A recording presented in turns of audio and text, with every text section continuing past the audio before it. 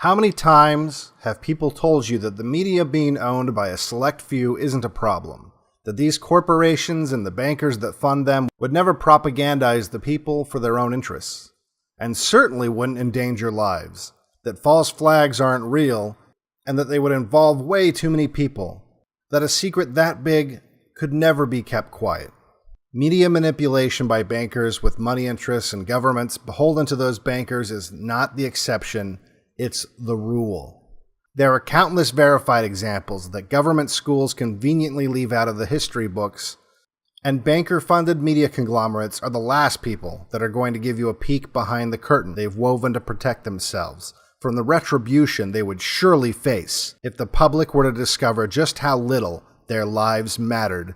One of the most well-documented examples of how war profiteers operate that parallels exactly with how these war profiteers operate today is the sinking of the Lusitania, an event that would claim the lives of nearly 2,000 people, including 195 Americans, and would be the false flag to get the American public behind a war that would later claim the lives of over 100,000 Americans. A war that up until this false flag planned by the elites, including J.P. Morgan and his Rothschild backers, and the Wilson administration, was only supported by 1 out of 10 Americans. And the motivations are the same as they've always been: money and power.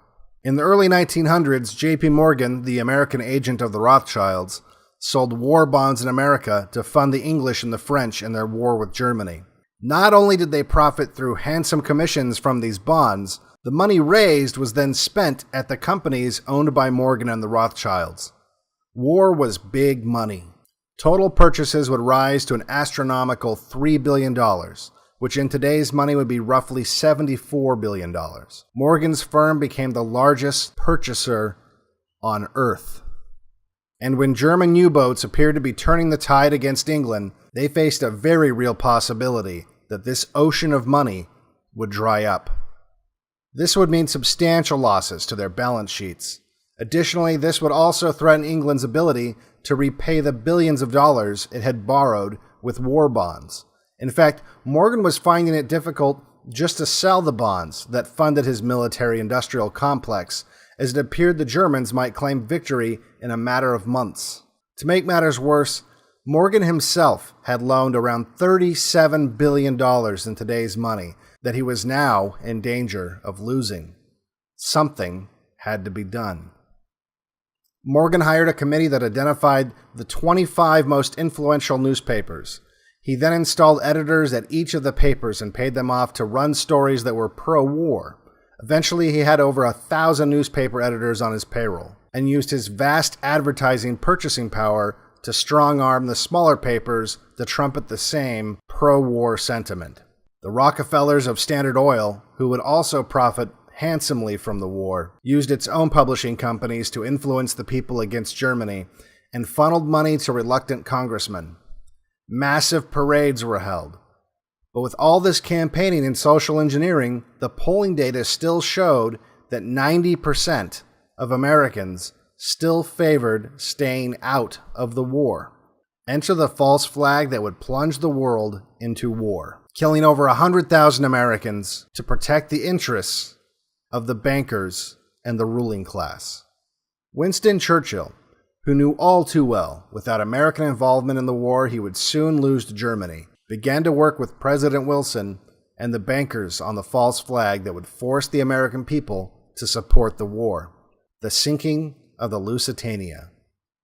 The Lusitania, while built as a British passenger ocean liner, had been retrofitted with armor, revolving gun rings on its decks, and was classified by the British Navy as an armored auxiliary cruiser. Its lower passenger compartments had been removed to make room for the war munitions exported by America's industrial military complex. Churchill ordered the Lusitania and all ships to ignore orders from German U-boats to halt and be searched, and instead to engage the German U-boats or even ram them without warning. He also ordered crews not to treat captured U-boat crews as prisoners of war, but to execute them. This left the German Navy with only one option: to sink ships suspected of delivering war munitions on site. The Lusitania, whose previous captain resigned over Churchill's plan to use passengers as human shields, was loaded with weapons and ammunition sold by the J.P. Morgan Company in violation of every neutrality treaty. The German embassy in Washington filed a complaint to the Wilson administration and was ignored. The Germans went so far as to attempt to run ads in American newspapers warning Americans not to board the weapon-carrying ship traveling through a war zone, but the papers controlled by the bankers and by order of the State Department refused to run the ads. Using the media as a weapon against the people is not a new thing. The bankers and the politicians they owned were purposely sending unaware Americans right into a deadly trap. The so-called passenger liner carrying over 6 million rounds of ammunition was directed by the British Navy into an area where a German U-boat had recently fired upon 2 ships and was known to be active.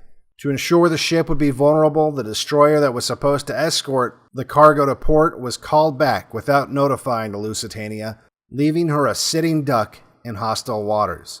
And on May 7th, 1915, close to 2,000 passengers, including 195 Americans, were sacrificed to the bankers as the German U-boat, U-20, fired at the hull, setting off a massive explosion when the munitions in the cargo ripped a hole so large in her starboard bow that one of the largest ships ever built sank in less than 18 minutes.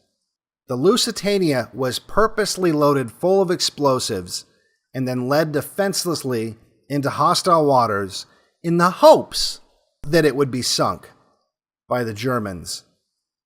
This was the false flag that propelled America into what would become known as World War I, a war that easily could have ended before claiming the lives of over 100,000 Americans, that died so that the military-industrial complex and the banking class could avoid losing money on a profitable war. A war that would later lead to another world war that would claim the lives of millions. All this so bankers could grow fat on the blood of the people that would line up for the slaughter, war after war after war. The details of this false flag have been largely hidden from the public. In fact, as recently as 1993, the official story was that the Lusitania had exploded because of coal dust in the boiler rooms, and that it had not been carrying ammunition or explosives. The real story remained hidden from the public for nearly 100 years, until in 2008 when divers found millions of rounds in the hull of the sunken wreckage. The media had successfully covered up a false flag for nearly a century, a fact that completely obliterates the notion that false flags involve too many people, and that surely someone would talk, and that the truth would get out. People who don't know their history are damned to repeat it. Do we have to wait another century before we get the truth of modern false flags perpetrated by the bankers and the deep state? When will the people stop confirming the ruling class's belief that we are all just cattle to be slaughtered for profit? Slaves that unknowingly prop them up and support their lifestyle of decadence and degeneracy, fighting for table scraps and vying for the coveted position as alpha slave, while the ruling class looks down at us not in pity, but with amusement and disgust.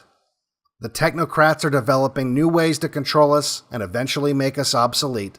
We are rapidly approaching a future in which the ruling class will have successfully replaced us with lower IQ populations that are easier to control and easier to replace with automation. We must stop them now and expose them for who they are now, because we don't have another century to wait for the truth to come out. It's not just about the deaths on the Lusitania. It's not about the deaths in World War I, which led to all the deaths in World War II. World War II led to the deaths of nearly 500,000 American men. American men that might not have voted for the Immigration Act of 1965. And lest we forget, without World War II, there would have been no baby boom. That decision by those bankers, the Wilson administration and Churchill, to sacrifice the lives of unwitting pawns in their war profiteering game so they could increase their profits. The effects of that evil decision have irreversibly damaged this nation in every measurable way. And look at the British now, arresting people for thought crimes. The fairy tale that we were protecting freedom was always a lie. The truth is, we live in a system that rewards sociopaths, and sociopaths do what's good for them. Nationalism is their enemy. Populism is their enemy because it gets in the way of their balance sheets. For Blackpilled, I'm Devin Stack.